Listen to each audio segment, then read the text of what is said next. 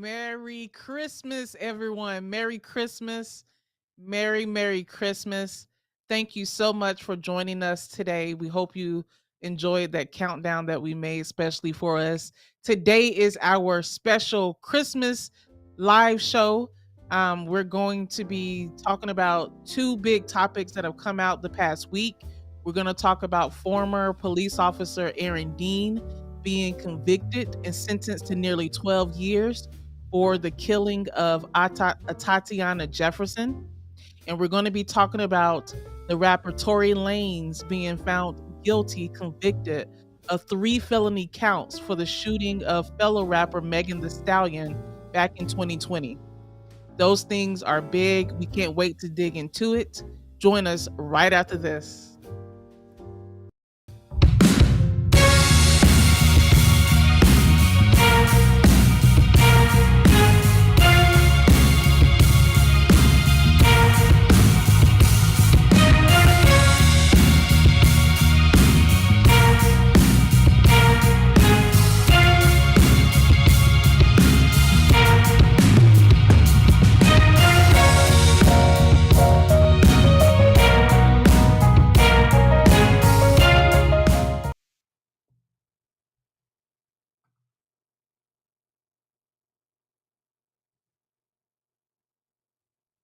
Welcome back, everyone. Thank you for joining us. My name is Attorney Chloe Corbett, aka the Duchess of Justice, and with me I have Attorney Augustus Corbett, aka the Minister of Justice. we provide legal analysis of trending politics, policies, personalities, and pop culture to empower you to defy this unjust legal system. Thank you so much for joining us. Why don't you go ahead and share this video while we're here? Let your family and friends know about it. If you're at home cooking, getting ready for Christmas tomorrow, we're so grateful for you joining us today. And look, don't you forget that the reason for the season is Jesus Christ. Jesus is the reason for this season. And we are so thankful and grateful that God has brought us through another year. We're looking forward to 2023. There are big things coming. And with that, Dad, happy Christmas, Merry Christmas, and how are you? I am well, and Merry Christmas to you as well, Chloe. It is just wonderful. We are hopefully coming out of this really cold snap. Yeah. And I just pray for everybody around the country who may be experiencing hard times. Christmas is not always happy for everybody. Yeah. I understand that there are some few million people in the country who are without power. We pray for those people. We pray that power get restored as quickly as possible. Other than that, Merry Christmas. And as Chloe said, remember, Jesus is the reason for the season. He is. And we also want to say, for those of you who may not be feeling as merry this Christmas, our hearts are with you. Whatever you're going through, know that you will get through it. You will be okay. We pray for anyone who's dealing with any sickness or anything like that. We send happy thoughts and prayers your way. So let's go ahead and get into it, Dad. We got a good show today. There were 2 different juries that found 2 men guilty of various crimes, and we're going to talk about it today. One was a jury here in our neck of the woods out of Fort Worth. Like I said at the beginning, former police officer Aaron Dean was convicted of manslaughter for the killing of Tatiana Jefferson. We discussed that last week, so go back and check the last video for all of the details about that trial. But that jury then sentenced him to nearly 12 years in a Texas state prison. And Dad, I just read that he was just transferred to Huntsville. So he is in the Texas State Penitentiary as we speak. We also got news regarding the rapper Tory Lanez. He was convicted of 3 felony offenses for the shooting of Megan Thee Stallion. And let's go ahead and get into the details for both. Say that again, Chloe. I said, let's go. Go ahead. Let's go ahead and get into the details for both. We have some pictures that we want to put up. Yes, we'll have those pictures ready to go up in just a minute, but go ahead and talk about it. So Last week, in regards to former cop Aaron Dean, we talked about whether or not he would be eligible to get probation. So we know that he was convicted of manslaughter, but here in Texas, even though the punishment range for manslaughter is between 2 to 20 years in the the Texas State Penitentiary, he was eligible for parole. I mean, for probation. Excuse me, and the jury could recommend probation to the judge. But we found out that instead of probation, the jury sentenced him to almost 12 years in prison. Now, look, I was wrong. Last week, at the end of last week's broadcast, we did predictions on what we thought the jury would sentence Aaron Dean to. I predicted 5 years, and I think that you predicted probation, right? No, I predicted 3 to 5 years. Oh, okay. You predicted 3 to 5 years. So we were both off a little bit. He was actually sentenced to double what I predicted, almost 3 times what you predicted that. Were you shocked by that? I was shocked. I was shocked, quite frankly. I got a message that the background music was a little loud. You all let us know if it's, I reduced it. Let us know if it's okay now. So hopefully they heard what you said. Just in case they didn't, Chloe she started us out by getting our reaction to the fact that Aaron Dean Mhm. was sentenced to how much time was it? 11 years, 10 months, and some days, Chloe? That's right. Yeah. So I predicted 3 to 5 years. Chloe, you said 5 years. We both were correct that we didn't think he would get probation. And by the way, since he got over 10 years, he's not probation eligible. And I would also throw in that in Texas, there are certain offenses where basically say that you can't get parole until you've served a certain amount of time, um, and in this case, it's half the time. So he would not be eligible for parole until he has served half of 11 years, 10 months, and 5 days. We call that a 3G offense. Um, so he will be um, imprisoned at least 5 years, whatever half of 11 years, 10 months, 5 days is. Yeah, and I have to say, Texas is leading the charge on holding police officers accountable for their Yes, action that's right. and for Texas juries for convicting police officers. Tarrant County, the demographics of Tarrant County, especially Tarrant County juries, is pretty conservative. And the fact that they, one, found Aaron Dean guilty of manslaughter and then two, sentenced him to almost 11 years, it shows that for whatever the stereotypes are about Texas and the population in Texas, we're holding police officers accountable. And that a lot of other states cannot say that.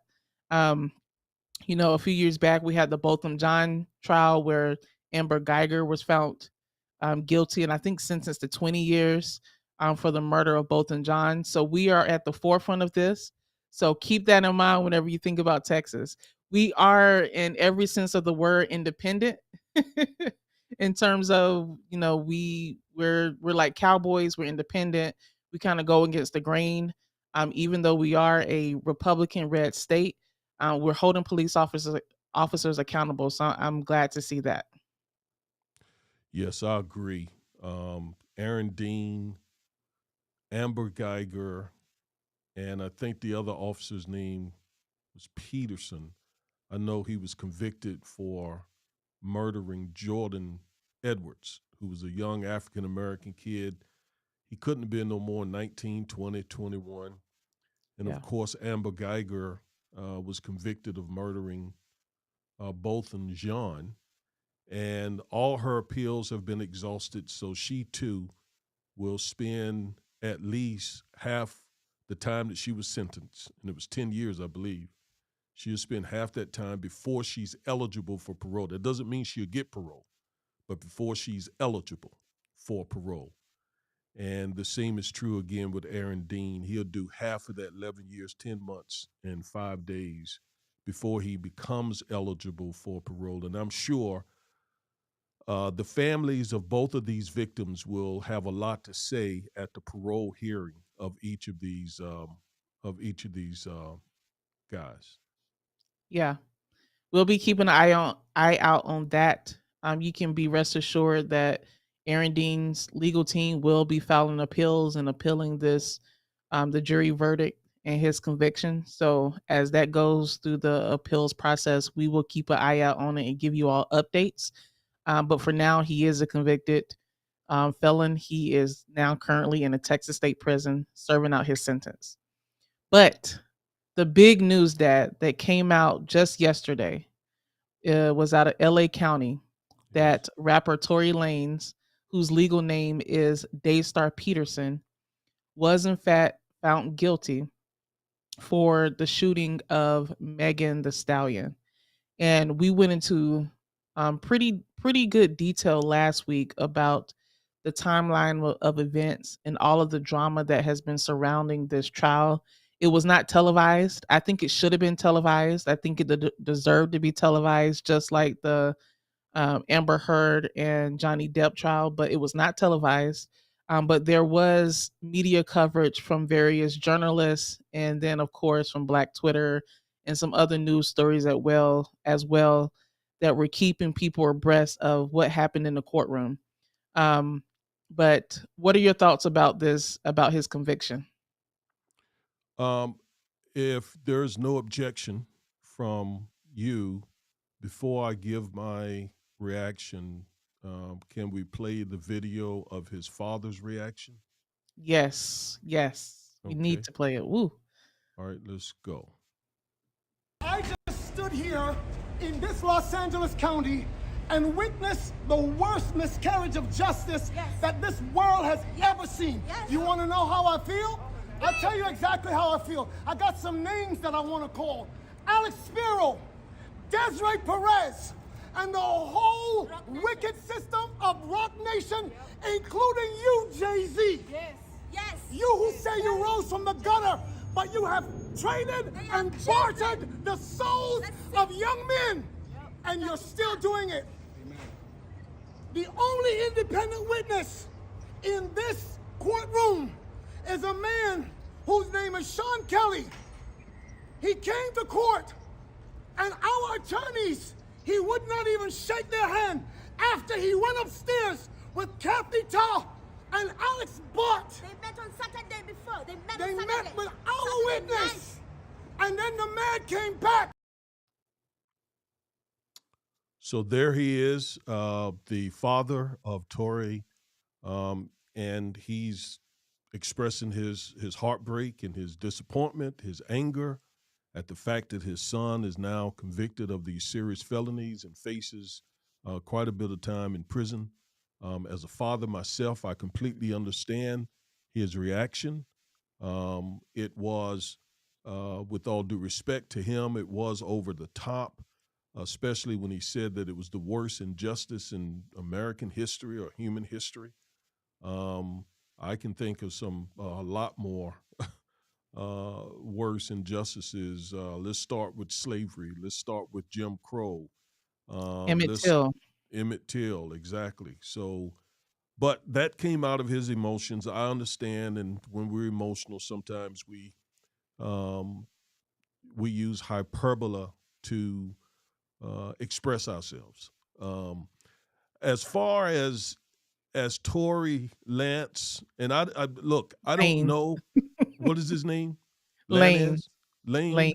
Okay, I was just about to say, I don't know these people from Adam's house cat. Okay, I really don't know anything about Tory Lance. I know very little about Megan. I want to say Megan Kelly, but it's Megan the Stallion.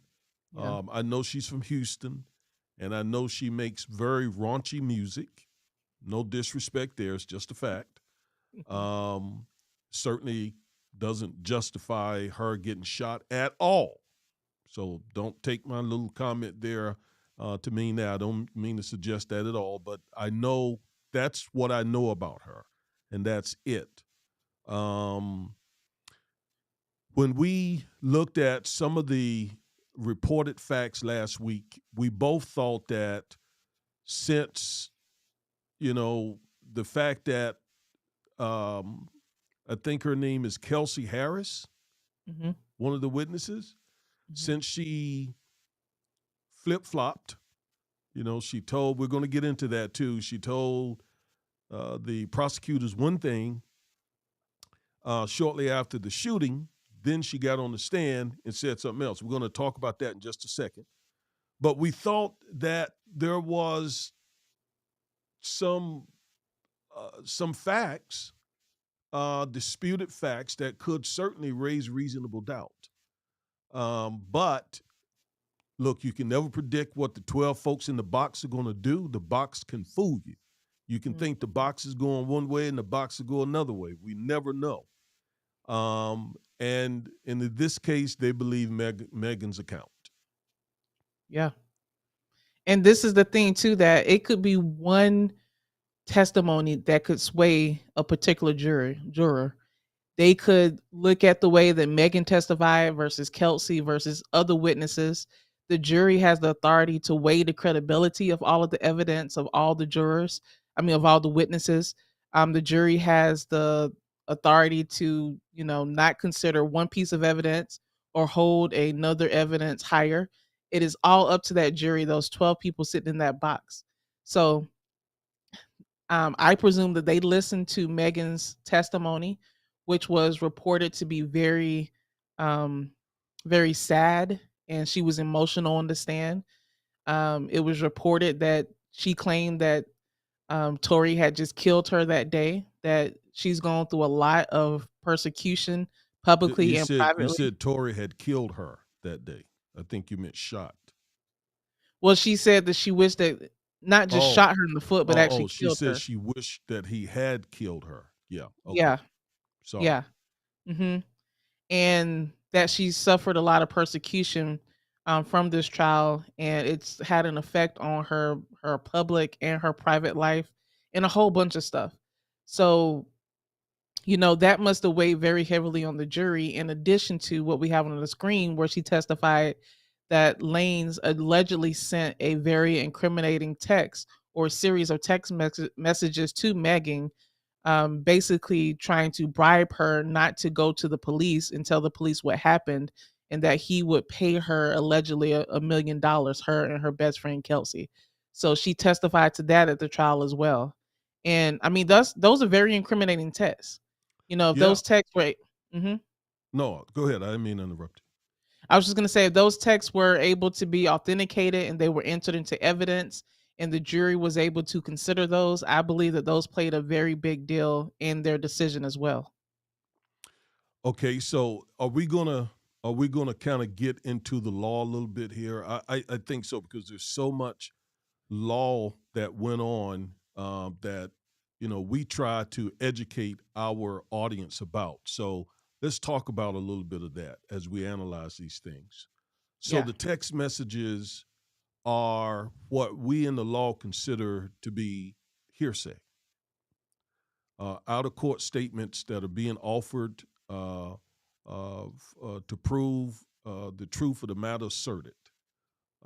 Any out of court statement that is being offered to prove the truth of the matter being asserted is hearsay. And so these text messages were indeed hearsay. But hearsay evidence can come in.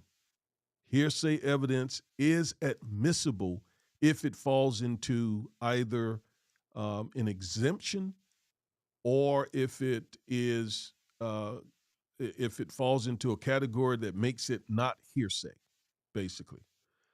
And in this case, most likely it came in as an admission of a party opponent or as a statement against interests, um, state of mind, any number, several, put it this way, several different exceptions or exemptions could have applied. And And because Chloe, you know, if we were trying this case and um and somebody was trying to admit some text messages, objection, hearsay, and lack of authentication, Your Honor, all kind we would have screamed bloody murder. But the other side gets to, at the same time, say, hey, Judge, there are some exceptions or exemptions here that makes this evidence admissible. So apparently that is what happened here. Yeah. So one of the big things about trials is that the evidence that's presented at trial, the defendant has a right to confront the witness and that evidence. And so if a person testifies in court, well, James told me A, B, and C, that's hearsay. And because the court is like, well, we want James to come in and testify under oath about what he saw, heard, etc. Um, but the court does allow some exceptions, just like my dad said. So if I were to testify in court and said James told me A, B, and C, one party would object, and then the other side who's trying to get the evidence in or what James told me could try to argue to the court, well, no, judge, this is not hearsay because it falls under an exception, because James is the defendant in this case. So whatever he says comes and can be played before the jury. Or this is talking about James's state of mind, not exactly for the truth of what he said, but what his state of mind was at that turn. And there's other exceptions as well. So that is kind of the rule for hearsay. That is why the courts are like, we want the person to come in who said the statement to come in and testify under oath and allow the defendant to confront them, or we want the piece of evidence to be presented by the person who wrote the evidence or who can authenticate it. But obviously, there are exceptions as well. So that's kind of the theory behind why hearsay is so important. And in terms of analyzing the law, Dad, I want to back up and say too that Well, it is before on. before we leave the hearsay thing, let me say also that these text messages were double hearsay, in fact. Okay. Not just what was said in the text messages. What was said in the text messages were hearsay, and the actual text messages themselves are hearsay. So we call that double hearsay. And so the proponent would have to raise an exception or an exemption to not only the messages in the text, but the actual texts themselves.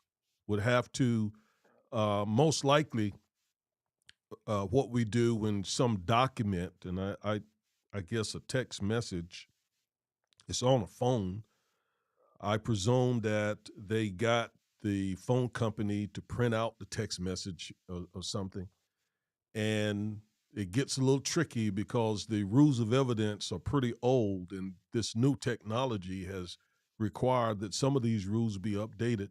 But most likely, what they did to get around the text themselves being hearsay is getting what we in the law called a business record affidavit. So the state, who's I'm sure the proponent of these text messages, would have gotten um, from the telephone company for Lance. They would have, what's his name again? Lanes. Lanes. I'm sorry, Lanes. So, and not only gotten they probably, I don't know, we don't know, we weren't in the courtroom, they didn't televise this, but they may have also gotten a subpoena and gotten his phone, just gotten the whole phone. We did a video on that. You all need to go and watch that video. We try to take these things and teach you all the law from these things, okay? So, because think about it. Do you want the police getting your telephone? I mean, you got all kind of private stuff on your telephone. I Mhm. mean, all kinds. Some of it's maybe incriminating. Some of it could result in you getting a felony charge if the police could get their hands on your phone. Well, they do all the time. They go to the judge, um, uh, tell the judge there's some probable cause. for them that there's some evidence on your phone, something incriminating, and a lot of times the judge will sign that warrant, and they can get your phone and do a dump and get everything on that phone. So that could have happened here. We don't know. Or they just could have gotten the text messages, but they would have needed a business record affidavit for the text messages and would have had to also convince the judge that there's some other exemption or exception to what was actually in the message. Yeah. So we presume that all of that happened and it was able to be presented to the jury. And the purpose of objecting as well is for the record, for the appeals court to be able to look at that objection too. So the reason why we say objection is we want it on the record that we believe that some error has occurred, that we believe that the text messages should not be presented to the jury or to the judge, or that this witness should not be allowed to testify, or what this witness said is hearsay. So we stand up and say objection, so that is notated on the record, so that if we appeal the case, the higher court can look to see what we believe was error in the lower court's trial. So that's why we object to Thank you evidence. for bringing that up, Chloe, because Yeah, no doubt this case is going to be appealed, yeah. right? You already said And it. they already said it, right? Mhm. Yeah, yeah. Thank you for mentioning that and the importance of protecting the record, Yeah, making sure you state those objections. If you don't state them, as Chloe explained, you waive them. And yeah, so the Court of Appeals will not have, remember, listen, when a case goes on appeal, the Court of Appeal does not hear testimony. The Court of Appeals just read the record, all the documents, all the video, all the 911. They get a record of everything, but they don't hear any live witnesses. So if you don't say something so that the stenographer puts it on the record, the appeals court doesn't even know it's there. yeah, So what you said is so critical in this case, so much so that I'm sure the attorneys for Lanes, yeah. You had it right. okay. And by the way, his real name is really Daystar Prescott, right? Peterson. Peterson. All right, whatever. I mean, did his parents really name him Daystar? Apparently his dad's name is Sunstar Peterson, so Okay, so it's pretty eccentric family here. All right, I get it. But oh, you said something so important, so critical to this case, the record and appeals, because they're going to appeal it. And I'm telling you, the attorneys for um, Daystar, Tory, um, were probably just as careful to make sure certain things were being said for the record as they were, you know, conducting the trial, right? yeah. That record, you got to protect that record. You got to protect the record. You got to make sure you get those objections stated and stated correctly, and so on. Otherwise, when that thing goes before the appeals court, they're either going to overlook it, or you waived it, or they won't even know about it. Thanks for bringing that up, Chloe. And not only state the objections on the record, but get a ruling from the judge. That's what we're taught too, especially as defense attorneys. So, judge, I've made this objection respectfully. Can you rule on my objection? Because if you don't get a ruling, that could waive the objection as well. And sometimes you'll get judges who are like, "Ugh, come on, let's just move on," or I already said what I said, but he or she doesn't give a ruling. That's where we kind of have to push back and like, judge, no, we need a ruling on our objection. And that happened to me recently in the court. The judges, they know that we have to push, and we have to, judge, we need you to say on the record what your ruling is. And sometimes you have to push and not be afraid to push back. That's one thing that you taught me, Dad.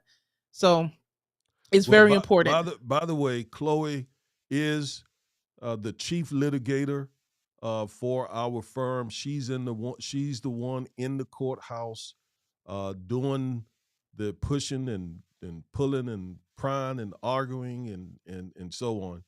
Um, so yeah, I mean, you just hit the nail on the head again. We need to get a ruling here, Your Honor.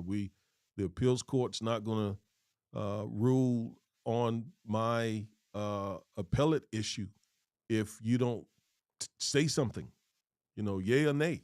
So yeah, thanks, Chloe. Thanks.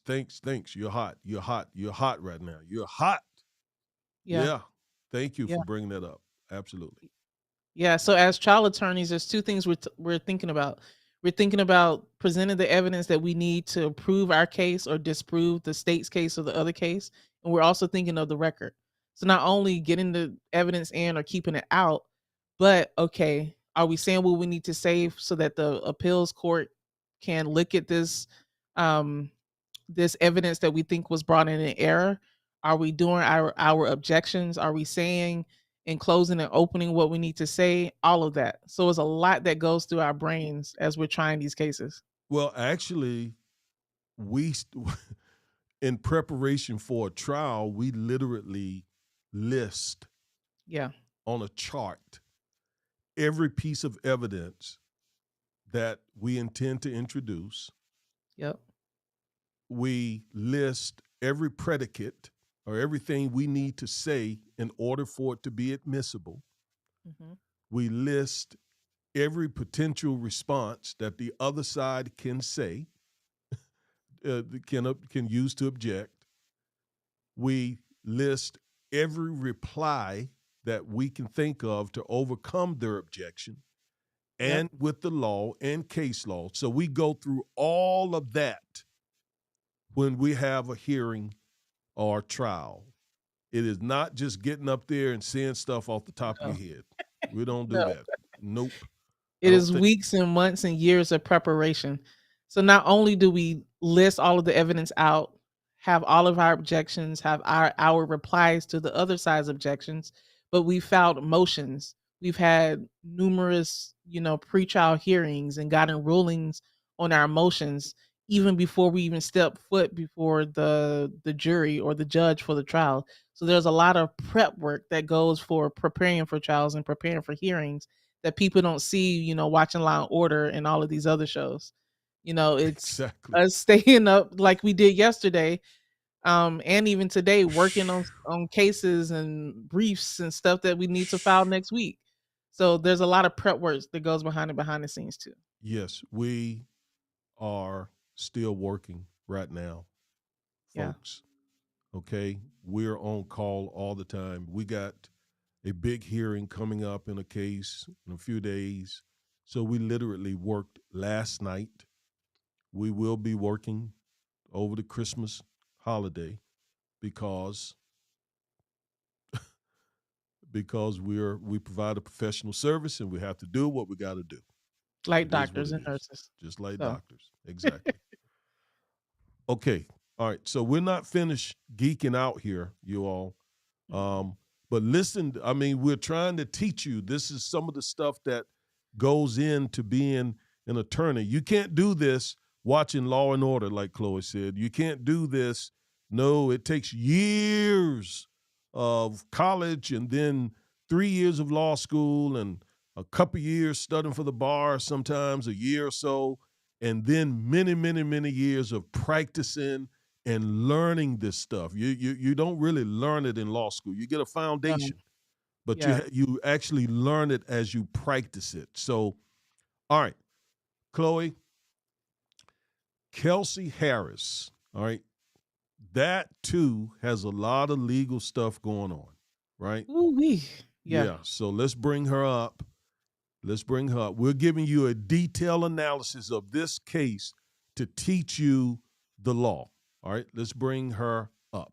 Where is she? There she is. There she is. Kelsey Harris, a former friend of Meghan, reportedly contradicted an earlier statement she gave detectives shortly after the shooting. So she gave the detectives a statement and reportedly took the stand 2 years later and contradicted her statement to the detectives. Okay? So let's sink our teeth into that, Chloe. Yeah, so Kelsey Harris is a former best friend of Megan. They were like two peas in a pod. But and Kelsey Harris was there with Megan and Tory Lanez at um, Kylie Jenner's Hollywood Hills home. They were at a party at Kylie Jenner's house. They were drinking, partying. Um, EJ King, I believe his name, is a former hairstylist of Megan, testified at the trial and said that, everyone was very drunk. Megan had gotten drunk. She had gotten upset, allegedly. This is all reported alleged facts. We were not there in person to hear any of this. But allegedly, he testified that um, Megan had gotten angry at Kylie because Kylie was flirting with Tory. So Megan said, "I'm out, deuces. We finna leave. We finna head out." So Megan, Kelsey, Tory, and Tory's driver, they head out in an SUV. And allegedly in the SUV is where a lot of the contradictions from all of the parties, Megan, Kelsey, and Tory, come from. We never heard on the record at the trial from the driver. No, we don't know where he's at. Megan, we focus on Kelsey. Kelsey, in the 80-minute interview that she gave with the detectives, she said that her and Tory Lanez, they had gotten into a fight inside the SUV. She said that after the fight, Tory Lanez was the one that shot Megan. And then she also said that Tory texted her as well and offered her $1 million not to report what happened to the police. And she gave a lot more details in that 80-minute interview with the detectives. Fast forward to a couple weeks ago when she testifies at trial. Before she gets to trial, reportedly her attorney goes to the prosecutors and tells the prosecutors that Kelsey wants full immunity, that she will not testify unless she gets full immunity from any charges being brought against her. The prosecutors did not give her full immunity, but the prosecutors did give her use immunity, meaning that they would not use whatever she testified at the trial against her if they were to bring future charges against her for this offense, for this crime against Megan. So she got use immunity. She then gets on the stand, reportedly, and for a lot of answers, she invokes her Fifth Amendment rights against self incrimination. What is that? So the Fifth Amendment gives us various protections, but one of the main protections it gives us is that we do not have to incriminate ourselves if we are the subject of prosecution or criminal investigation. You can say, "I'm not going to talk, I'm not going to testify." You have the right to not speak and incriminate yourself. So a lot of people use it when they're testifying at trial, or if you're questioned by the police, you can invoke your Fifth Amendment rights, etc. So at the trial, she invoked her Fifth Amendment rights. And then when she did not invoke her Fifth Amendment rights, she contradicted herself. She said that she didn't see Tory shoot Megan, which was the big thing. I believe she even contradicted the fact that Tory texted her or promised her the $1 million not to go to the police. So there were several contradictions that she said versus the 80-minute interview that she got with the detectives. So what the prosecutors did, they were like, "You know what, Judge? Look, we have this 80-minute interview that Kelsey Harris did with the detectives. Can we enter this into evidence?" So this then goes back to that, what we were just talking about before. That's a hearsay statement. Even though it's Kelsey talking to the detectives, it's still an out of court statement asserted for the truth of the matter asserted. Um, we did not see the testimony, but somehow, and I'm sure Tory's defense team objected, but somehow the judge found compelled to allow that 80-minute interview in. So the jury was able to see the whole entire 80-minute interview that Kelsey gave with the detectives, which contradicted what she was saying on the stand.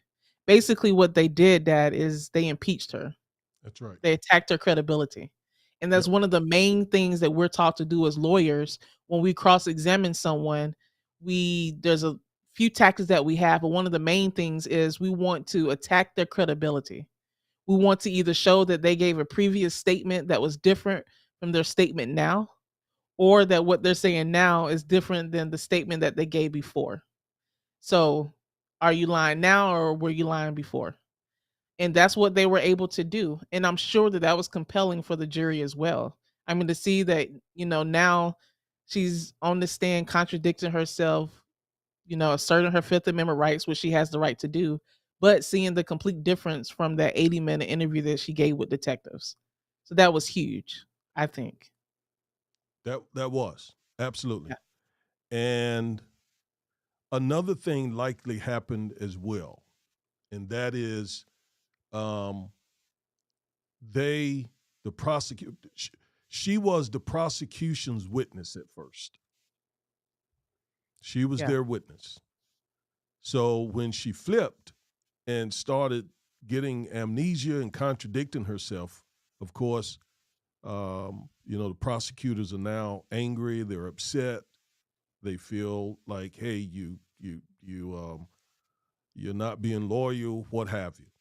So the prosecutor most likely asked the Judge, she was our witness, but now she's on our witness list. But now we'd like to hold her, like we'd like to declare her a hostile or adverse witness. Okay? She's no longer our witness.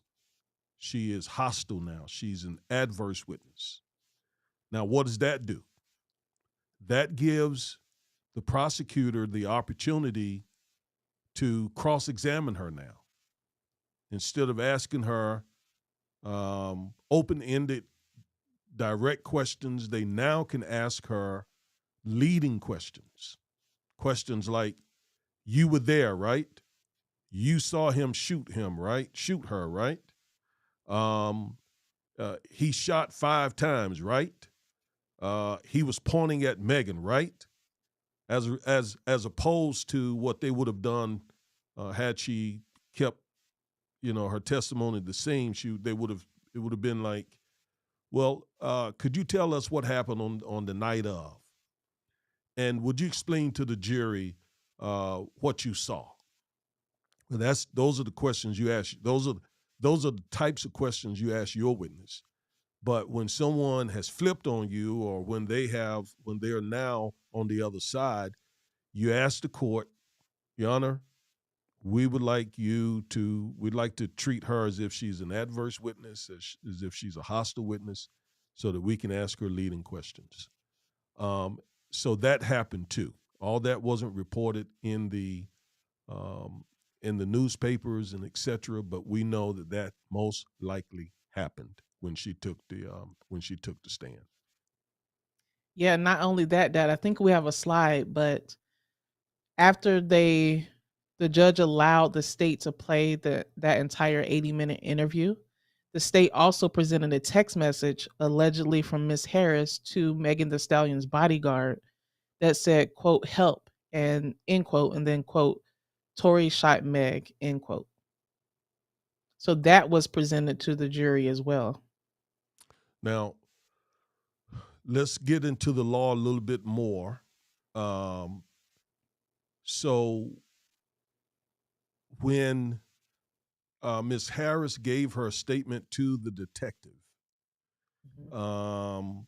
it was most likely sworn to. Now, when she takes the stand and says something completely different, that's what we call a prior inconsistent statement.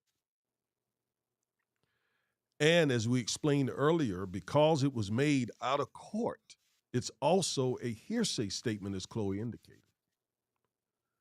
Now, what's the exception for a prior inconsistent statement? An inconsistent statement that was made before the person takes the stand and testifies differently. What's the exception there? Well, it's Rules of Evidence 801, In and Texas. yes, it's each state has their version of it, but they're all based on the federal rules of evidence. Yeah. In law school, you actually learn the federal rules of evidence because they pretty much most states mirror those federal rules, and in most states they're all 801.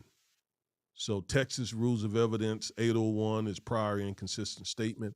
I presume California 801 Rules of Evidence 801 is probably also prior inconsistent statement.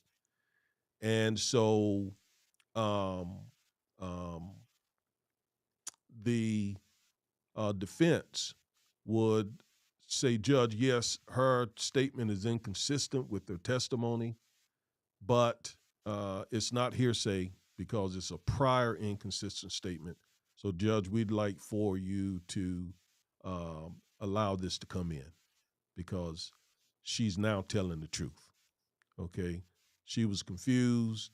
She was her other statement. It was right after things. She was upset and angry, and there may have been some back and forth about who. I think I heard this too. I don't know. Seemingly there was some kind of love triangle going on as well, or something. And so again, they would have said something to the effect of, "Okay, so that was the reason she said all that stuff back then." Okay, but now that she's had time to think about it, Judge, here's her truthful testimony, and it's inconsistent with her prior testimony, so it's not hearsay. Yeah. And here in Texas, in order to enter that prior inconsistent statement, basically a prior statement that is different from the statement the person is given on the stand, um, the party, either the defense or the state, they must tell the witness about the contents of the statement. So they would have had to say, Ms. Harris, you gave a statement with LAPD detectives, correct? Yes. And in that statement, you gave that statement on such and such day in September, right?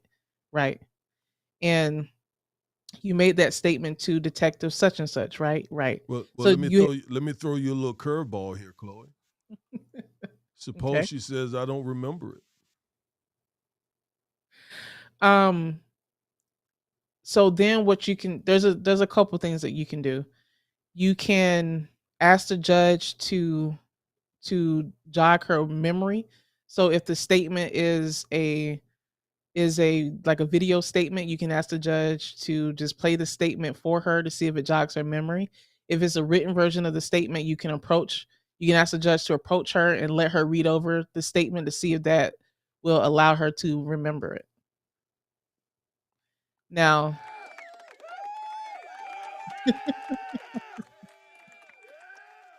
Yeah, yeah. All right. So I I mean, mean, yeah, that's exactly right. Out of the presence of the jury, mhm, she can read the statement.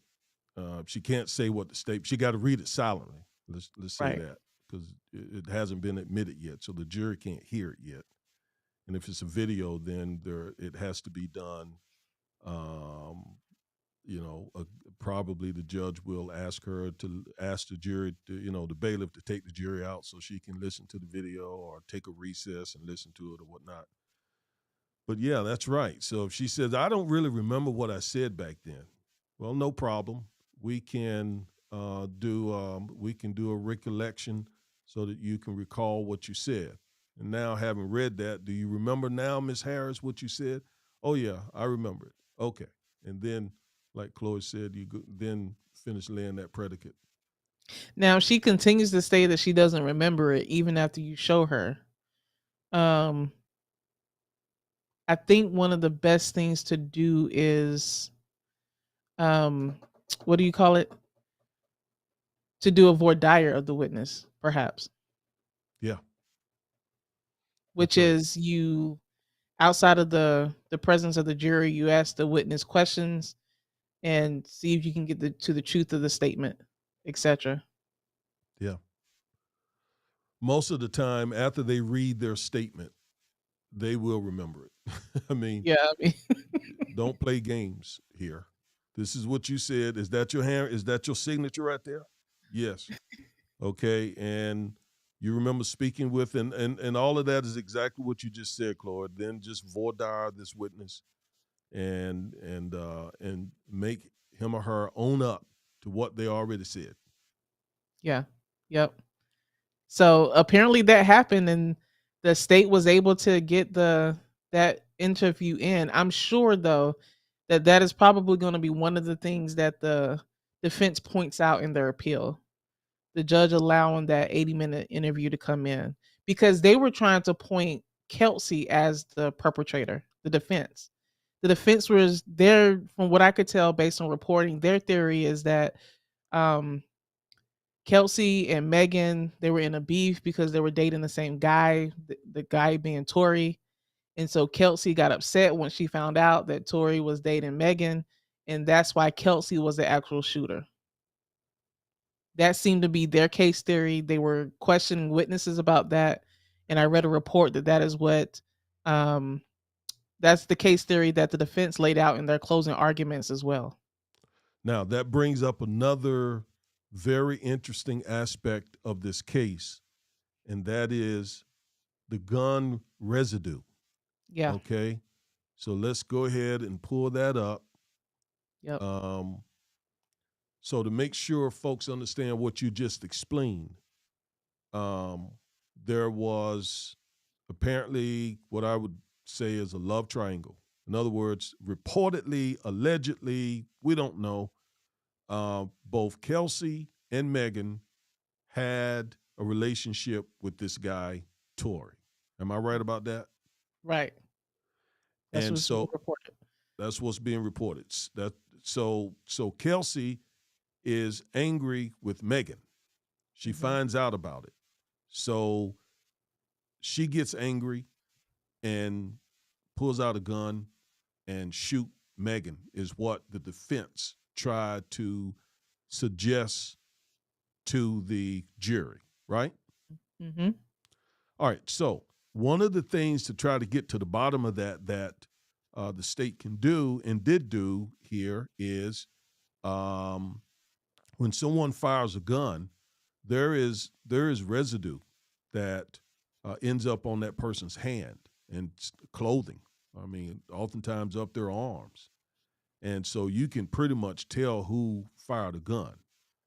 And in this case, and I have it on the screen here, experts said gunshot residue was found on Lanes and Harris, who were in close proximity, though DNA evidence tying Mr. Lanes to the weapon was inconclusive, and no DNA was collected from Miss Harris.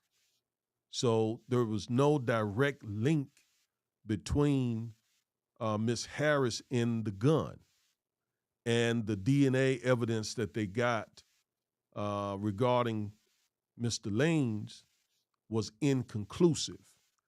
Now, one of the things that happened some months ago was Tory's, Mr. Lane's camp leaked some information about what I just said and basically said there is nothing, there's no gun residue or anything linking Tory to the gun.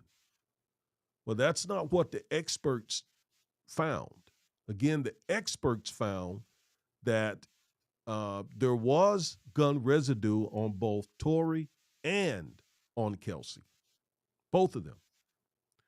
But in terms of DNA linking Tory to the handgun, that was inconclusive. And that could be pretty big because one of the things that Tory was charged with Well, was that could be pretty big. You're saying you didn't say it. I think what you're saying is on appeal. on appeal, yes. Okay. Because one of the things that Tory was charged with was it was three different felony charges. One was assault. Let me pull it up. Here, I'll put it on the screen. Okay. One was assault with a semi-automatic firearm. The other one was carrying an unregistered firearm and then discharging a firearm with gross negligence. All of those are felonies under California law. But the assault with the They could be misdemeanors. One of them in particular, under California law. And by the way, let's say it for the record: we're not California lawyers. We don't know the nuances of California law. I Both Chloe and I looked at these statutes to try to understand what they are and how they work in California, but uh, we couldn't we couldn't do it. So we're not representing that. We understand what these the nuances of these statutes are. If it's Texas law, yeah, we can tell you the ins and outs and so forth and so on. But this is California stuff. I don't know. I do remember they're both. He ended up being convicted of felonies, but at least one of them could have been a misdemeanor charge. right, right. Yeah. I am not I don't know California law at all. Whatsoever, period. Um, but I do know that the assault with the semi-automatic firearm, the state had to prove that he willfully discharged the firearm.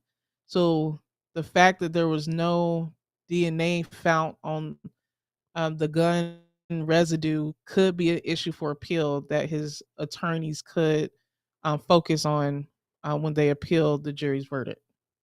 Yeah, and I'm sure that they really, really questioned those experts to try and box them in, thinking about the appeal, and as you said earlier, making sure the record was full and complete for the appellate court to look at on this issue. Yeah, yeah. So And mhm, well, one other issue regarding this point about who actually did the shooting.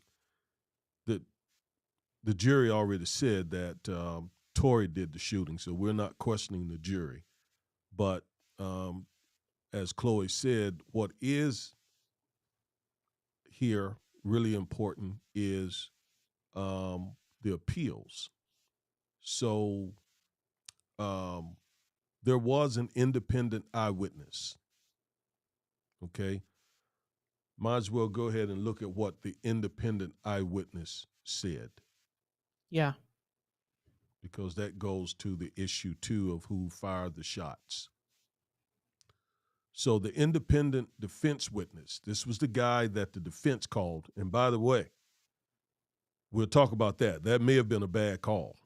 I mean, yeah, that may have been a bad call. We'll talk about why in just a second. But Rolling Stone magazine reported that the independent witness, his name is Sean Kelly, he was just referenced by Tory's father, who saw the shooting from his window, said he saw a violent, chaotic fight and gun flashes come from a woman. A yep, woman, although he never saw a gun. But he also testified he saw a short man firing everywhere 4 or 5 times. Wow. And this was the defense witness mm. who said that Tory, or short man that you would assume, wasn't no other men out there. And That Tory's the known to be short. Okay, so a short man fired everywhere 4 or 5 times. Okay, and that again was the defense witness. So that kind of goes to your point also about on appeal, will the appeals court say, okay, um, this seems to be a little sketchy here about who fired the shots. I don't think so, be honest with you. I mean, the independent witness, and when we say independent, that means he wasn't, he had no dog in the fight. He wasn't on Megan's side. He wasn't on Tory's side, wasn't on Kelsey's side. He didn't know them. So there's no probability of him taking a stand and being biased one way or another. He doesn't care. I'm here because they told me I had to come and testify truthfully. And he said that a short man fired everywhere 4 or 5 times. Yeah, and that backs up what Megan testified, which is that Tory shot at her and said dance B and shot 4 or 5 shots. Um so and we played the recording of Tory's dad. He sounded angry at this independent witness. He said Sean Kelly didn't even come and shake the defense attorney's hands. Um so it is interesting that he was a defense witness and he testified to seeing this short man who it seems like the jury took to mean was Tory Lanez shooting 4 or 5 times. And let's make it very clear. There is no doubt that Megan was shot by somebody. The prosecution, and that's a strong statement. We typically don't say that as lawyers, but But it is. It's an undisputed fact. I mean, no it's one yeah, disputed that. yeah, yeah. That's Uh, not what was disputed. yeah, They everybody had stipulated to that. She got shot. yeah, she was shot. They had the doctors who worked on her foot come and testify. There was 4 to 5 fragments. She was shot in both feet. That's undisputed. What was disputed was who's the shooter. Who was the shooter? And this jury thought that the shooter was Tory. And look, people are convicted every single day just on circumstantial evidence. No direct evidence, no direct eyewitnesses, none of that. But in this case, there was both direct and circumstantial evidence. There was the independent eyewitness, there was the gun residue, there were the experts who worked on Megan's foot. So there was a combination of both direct and circumstantial. Well, with the defense calling the independent witness, that as attorneys, we know how, oh wow, how those kind of decisions, you think about those decisions. I guarantee you they thought about that so much over the last 2 years. Are we going to call this guy or not? Yeah. And I mean, they lost sleep over that decision. And at the end of the day, they decided that the jury needed to hear that the independent witness said that he saw gun flashes coming from a woman. So they made the decision. They calculated. Perhaps that can raise some doubt with one of the jurors. But then it turns out, and they knew he was going to say this too. I think they better have known. Uh, you don't call anybody to the stand if you don't know what they're going to say. So I'm sure they knew too. He would probably say that he also saw Tory shooting. But again, our job as defense lawyers is just to raise doubt with one juror. Not we don't have to prove anything. We just need to raise doubt with Yeah. one of the jurors. And so they made the calculated decision.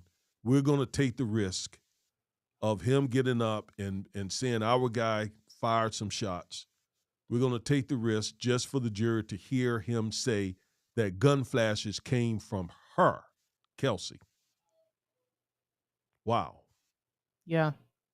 It's Wow. those decisions that keep you up Yeah, at night as exactly. lawyers. Exactly. Exactly. Yep. That's the point I'm making. All right, Chloe. So those are some of the legal issues that went on in this case. There are many, many, many others. I mean, this trial went on for quite some time. Many things went on in the courtroom that we didn't see, but those, just from what was reported through the media, those are some of our reactions and our analysis of key parts of the evidence. Okay, the gun residue.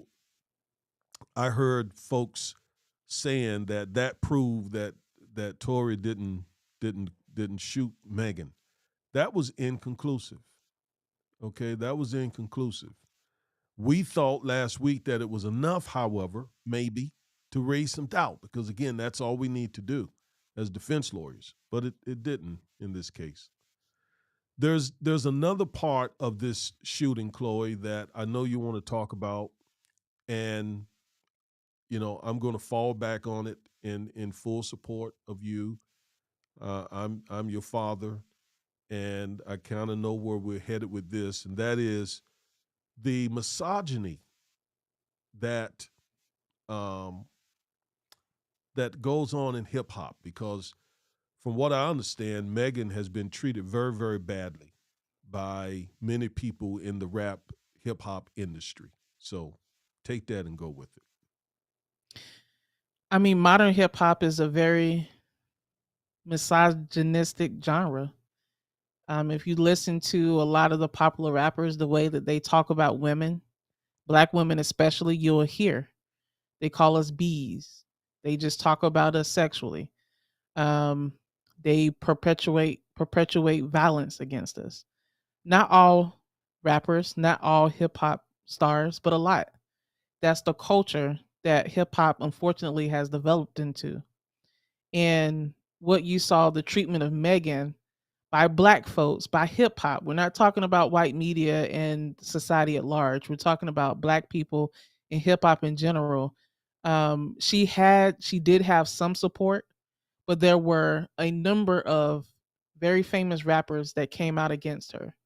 You had Drake, who rapped about her recently in one of his songs, talking about that B got shot, but she's still a stallion. You had Joe Budden come out and make claims against her. There were a lot of people, if you went into the comments in the shade room and all of these other hip hop blogs, that said a bunch of bad stuff about Megan, not just Megan in general, but black women in general. And Now, what is now, happening? now with Drake, let me just say that he has not acknowledged that he was referring to Megan in that line in his song. Okay, I mean, it's safe to assume he was, but he hasn't acknowledged that. So we don't want to slander him or defame him. But I mean, it seems to be that's who he was talking about. Right. And um I can't think of the rapper now, but a rapper came out and said that Drake was not talking about Megan. They were talking about women who get butt shots and they're called stallions. So it wasn't about Megan. So maybe he wasn't talking about Megan. Um Maybe he but was. We just maybe yeah. maybe he was, or we don't know. But we just have to just give these disclaimers, as we talk about these issues. Yeah. I mean, there's just a mistreatment and I believe contempt for black women in hip hop the way we are described. And unfortunately it is expanding into larger black culture. We had conversations earlier about the lack of support for Stacey Abrams from black men in the primary. We have talked about the separation between black women and black men in terms of talking about like the alpha male, and there's just been a lot of conversations, and it seems to be there's a lot of separation between black men and black women. And I believe that it stems from the culture of hip hop in general.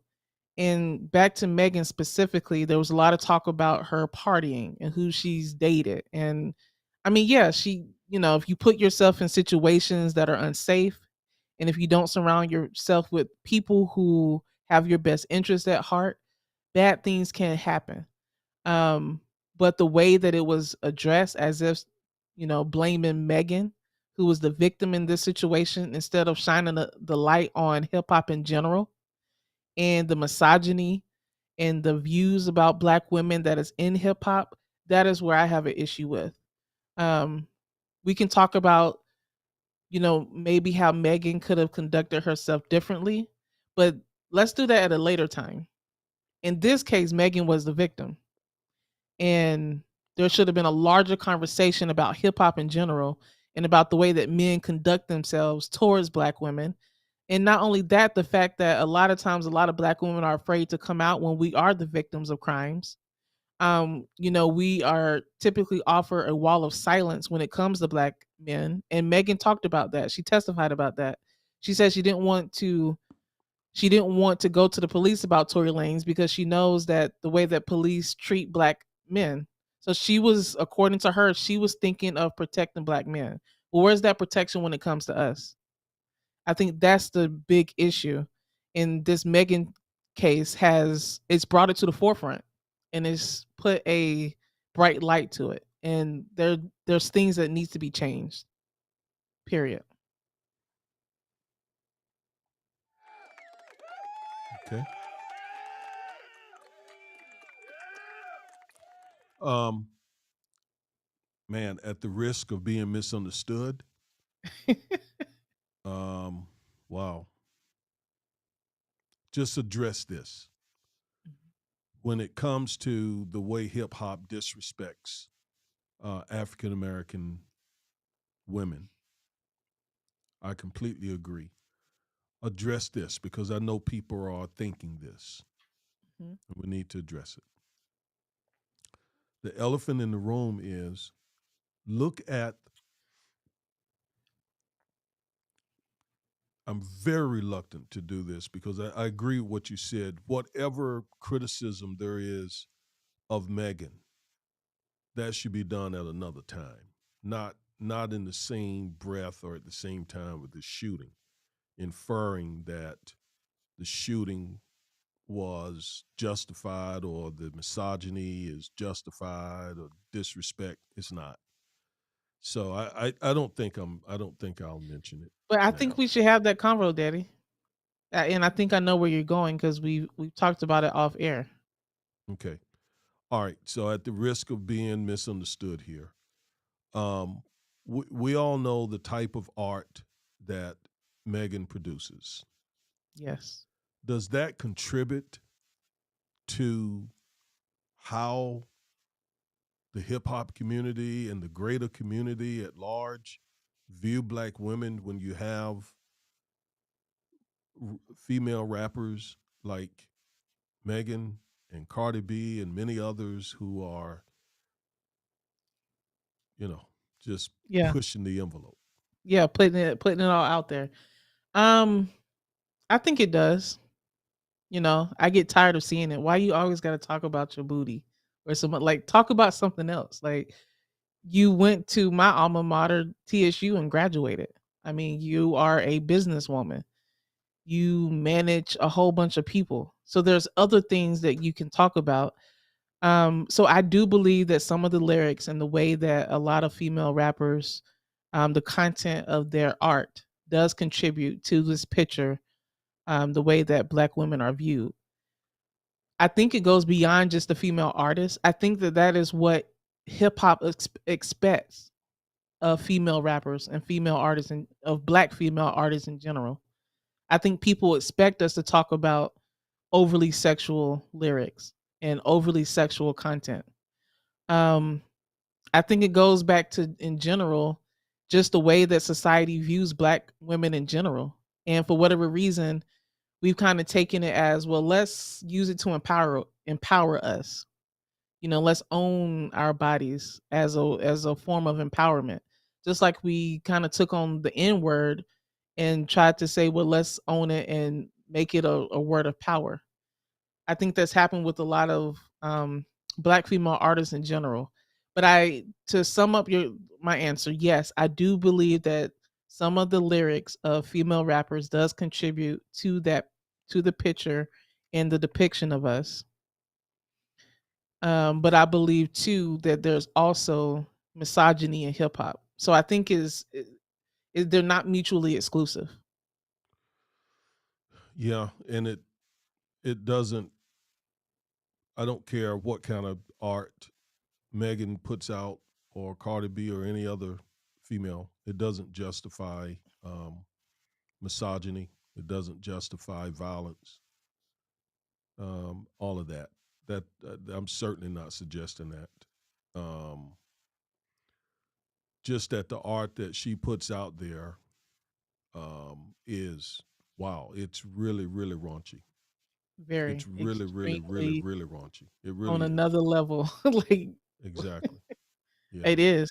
I mean, And you uh, said something so important that there's so much more to this brilliant young woman. Obviously, she's brilliant. She's a college grad, businesswoman, as you said, very accomplished, very successful. But that type of art, it just makes people see that and people think, well, that's just the way black women are. but I think people want that, Dad. I think the consumers of hip hop, that's what they want and that's what they expect from female stars. Um, there are exceptions, like Missy Elliott. She wasn't overly overly exposed out there. She kind of had more of a boyish type vibe. That's right. And Aaliyah, Salt and Aaliyah pepper. wasn't a rapper. Yeah, Salt and Pepper. So the older start TLC. But I think what people expect now is that overly sexual image, and I think a lot of the music industry, as we know, is about money. So it's like, okay, what do our consumers want? Well, let's give them that. Well, you make a great point, and I think also that some of the record executives, some of the white dudes, right, who finance this industry, push that. Yeah, I saw a very disturbing documentary about Murder Inc. on I think Netflix maybe, and there was one scene there where what's that guy's name? Lorenzo. What's his name? The founder. Lorenzo. Oh, mm, I don't know. That's a little before my time. Yeah, it'll come to me. Um, but yeah, he said that the another rapper, I can't think his name right now either, wanted it put out an album, a love album, an album about love, a rap. He's a rap artist, hardcore rap artist, but he had a sensitive side, So he put out this album about love, loving black women, falling in love, and so on. And they took it to this white dude who is Jewish, and he said, "No, that ain't that. No, well, I'm not putting money behind that. You gotta you gotta you gotta make it raunchy. You gotta make it ratchet. That's what the streets want. In other words, that's what black people want. Black people don't want no love music. Loving women, respecting their women. That's not what black people want. And I'm not putting money behind that. And he was the financier of this record label called Murder Inc. All right. First of all, look at the name. But I mean, yeah. um, Murder Inc., Death Row, right. All that. combat music. All that stuff. So the guy who was financing it, giving them the money to make the music, was a white Jewish guy. And he did not want any love music. He was not paying for that and didn't pay for it. Okay. Um, I wish I could think of this dude's name. The Is it the Ja Rule? I saw mom okay, Ja Rule right was the there. guy who made the album, but Wow, I'm mom talking knew about that and I didn't. That's funny. yeah, that's his name, Ja Rule, and I'm trying to think of the dude who is the record who owns the record company Murder Inc. Um, he stood his ground and said, "No, we're gonna do the album. We want love music out there. We're gonna do it." I think your mom just texts who this guy is. Yeah, Irv Gotti. Oh, yeah. Thank you, baby. Irv Gotti, exactly. All right, look at that, Gotti, right? John Gotti. That's where that name came from. All right, anyway. So the Jewish dude did not want any decent, loving, respectful music about black women. He wanted ratchet music. He wanted all this bad stuff.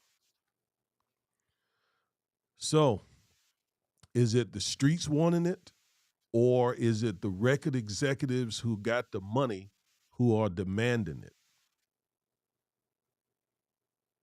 Because that's what they think of black people. That's the question. That's the question. All right. We're the defiant lawyers. Okay. We say what needs to be said. Okay. All right, we're bringing this to a close, Chloe.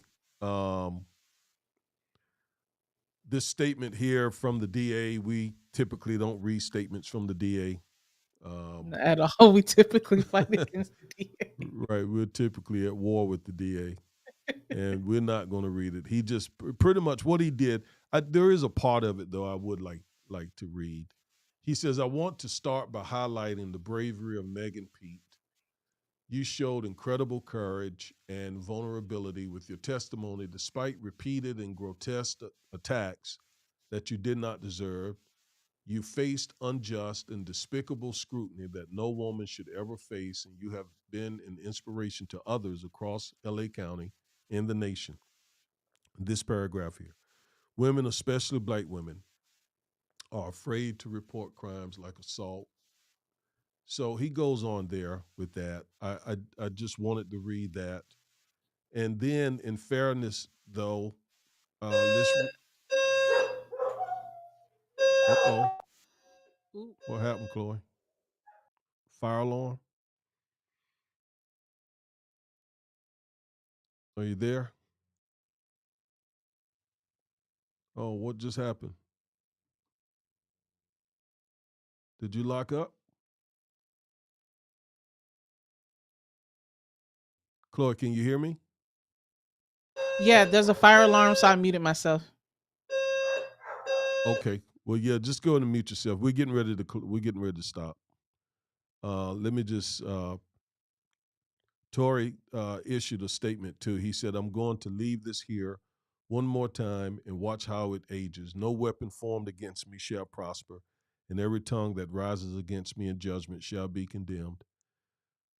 Um, you sit and watch now, and don't ever question the God I serve again.